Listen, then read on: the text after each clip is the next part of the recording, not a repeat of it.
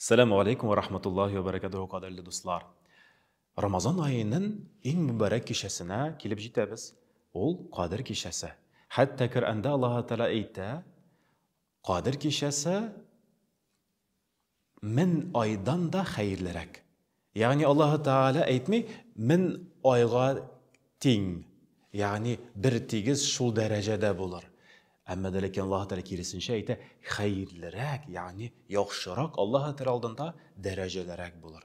Amma da lekin ul kişini nişik uzdırik, nindi ameller bilen, nindi izgilikler bilen mul kılıp Allah Teala'nın rahmetine erişik dip köbegiz sorav bire. Şuşu soravga cevap qaytarırga tırışırız bugün. Birinçiden Kadir kişini Peygamberimiz Aleyhissalatu vesselam ayta izlagis Ramazan ayında. Başka rivayette aytila Ramazan ayının aktık 10 gününde hem aktık 10 günün tak sonunda da dip hadiste haber itila. Hem şulayuk bir rivayette hadiste aytila Ramazan ayının 27.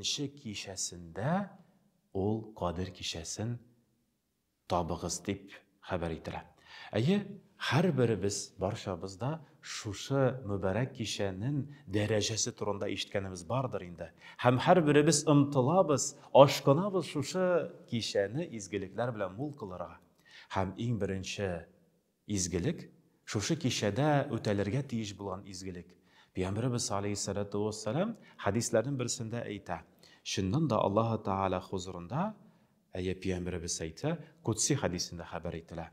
ما تقرب إلي عبد شيئا أحب إلي ممن افترضته أو كما قال. Peygamberimiz Aleyhissalatu vesselam hadislerin birisinde ayta, en hayırlı dereceli hem Allah Teala'da yaratkan amel benden ötegen ameller arasında. Ol farz amellerini ötev dip kele. Yani şuşu kişide hem sınğı bigrekte Ramazan ayının aktık 10 kişisinde tırışık aşkınlık daha da köbrek hırsızlık görseterge, yani ihtibarlı bulurga farz amellerge. Mesela nindi? Farz namaz, farz ameller, mesela şuluk Allah Teala rahmeti bilen zekat sadakaları. Eğer de sizin zekat tülerge mümkünçiliğiniz bulsa, şuşu kişilerge, şuşu kişilerde aşkınlık zekat sadakaların birige mesela. Hem barşa farz amellerin ötep Allah Teala'ga yakın ayırgan nasip eylesin her birimizge de. Şundan da Allah Teala'nda en yaratkan amel bulur.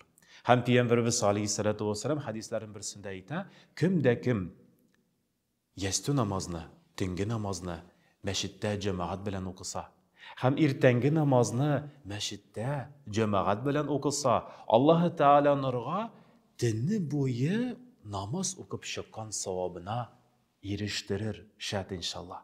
Şuna göre eğer de mümkünçilik var iken, teravih namazlarına, yestü namazlarına kilip, cemaat bilen birgeleşip farz namazlarında katnaşıp, nafile zikirlerini, dualarını okup Allah Teala'ga yakınayık hürmetli cemaat. Hem tünni boyu ibadette uzdırgan savaplarga iya bulur biz. Şart inşallah. İkinci amel ol dayında Allah Teala'nın ulug Kur'an kitabın kengeşler bilen tolu bulgan, bizni baxtli bulur için bek köp kengeşler bilen mul bulgan Kur'an kitabın okup Allah Teala'ga yakın ayırga aşkınlık. Şundan da Peygamberimiz Aleyhissalatu vesselam hadislerinin birisinde ayta, Alif Lam Mim ol bir harf tügül, yani Allah Teala huzurunda alif harfi için Allah Teala savabını verir. Lam harfi için hem her bir Kur'an'da bulgan harf için Allah Teala savabını verir. Hem Kur'an şulayık ulug zikir sözleri de bulup sanala. Şuna göre şuşu kişide Kur'an'ı yatlav hem ilimni alu Peygamberimiz Aleyhissalatu vesselam ol farz mümin kişige. Şuşu kişide ilimleri bizni arttırsak idi, Kur'an ayetlerini yatlab, Kur'an ayetlerini okup Allah Teala'ga yakınayı yolunda bulsak idi şart inşallah.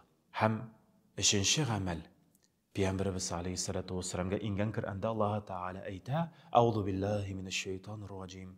Bismillahirrahmanirrahim. Uzkurullaha zikran kesira." Allah Teala ayta: Allah Teala'ni esga olag'iz. Esga olag'iz, ko'p ettirib esga olag'iz. Nindi zikrlar bilamiz. Shin ko'nglimiz bilan shu zikrlarni aytdik. Masalan, Estağfirullah ya Rabbim, bilib ham bilmay ishlangan gunohlarimizni g'afur ayla. Elhamdülillah, eng ulug' zikr, eng ulug' duoda Peygamberimiz Aleyhissalatu vesselam ayta, ol elhamdülillah, ya Rabbim bütün nimetler için sana şükür etem deb aytullarimiz. Ham şuşa estağfirullah, elhamdülillah degan so'zlar nimetlerini ko'payta turgan ulug' duolardan ham zikrlardan bo'lib sanaladi. Shuni da unutmaylik. Ham barcha, masalan, tahlil so'zlari La ilahe illallah, la ilahe illallah, la ilahe illallah, Muhammedur Resulullah degan zikrlar bilan, kalima-i shahadalar bilan shusha Allah Teala'nın rahmeti bilan mübarek kişini tağından nurlandırsak idi. Peygamberimiz Aleyhissalatu vesselam hadislerin birisinde ayta: "Ceddidu imanukum bil kavli la ilahe illallah Muhammedur Resulullah." Ev kema kâle. Ko'ngilingizda bo'lgan imonlaringizni, iman nurlarini nig'itiniz, turmushingizni nurlantiriniz. Ayya, shusha duolarni esga olularingiz bilan Allah Teala har birimizga da ayya ko'proq bilgan zikrlar bilan shu kishini mo'l qilirga nasib aylasin. Ham Alloh taala Qur'onda ayta, ko'p ettirib zikrlarni aytingiz. Ko'ngillaringiz, yuraklaringiz tinchlanir, mo'l bo'lar tinchlik bilan, nur bilan. Ham tag'in bir amal shu muborak kishani nurlantira turgan ulug' amallarning birisi, ol dayinda ol duo. Peygamberimiz Aleyhissalatu vesselam ayta: "Ad-dua'u mukhul ibada." Duo qilу, Alloh taolaga tilaklar bilan, duolar bilan yalvaru, ol g'ibodatning asli. Peygamberimiz Aleyhissalatu vesselam ayta. Shunga ko'ra, aldanuk o'zimizga nindi duolar bilan yalvarsak xayrli ekan deb o'zimizga azirlab qo'ysak edi. Masalan, Qur'onda bar duolar endi Alloh taolo bilan qabul etilgan duolar. Masalan, payg'ambarlar yalvargan duolar. Masalan, Peygamberimiz Aleyhissalatu vesselam yish ayta turgan duolar. Ham ayrim G'aysha onamiz radhiyallohu anha tarafidan zikr etilgan bir duo hadisda esga olinadi. Peygamberimiz Aleyhissalatu vesselamdan G'aysha onamiz kunlardan bir kunni so'ragan edi. Ya Rasulullah, agar da qodir kishasine iya bo'lsam, top bo'lsam, nindi duo bilan yalvarsam xayrliroq mekan deb so'rov bergan edi. Ham Peygamberimiz Aleyhissalatu vesselam ayta, qola ayt, Allohumma innaka afun karimun tuhibbul afwa fa'fu anna. Ya Rabbim Alloh taala sen g'afu etuvchi, sen yumart zot, g'afu etirga yaratasan.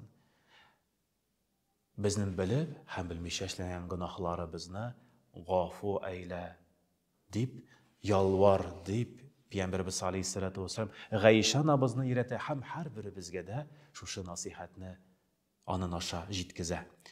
Shu kishani eng kimida shu duolar bilan zikr etib, mo'l qilib, Alloh taolaga tag'inda yaqinlayirga nasib aylasin.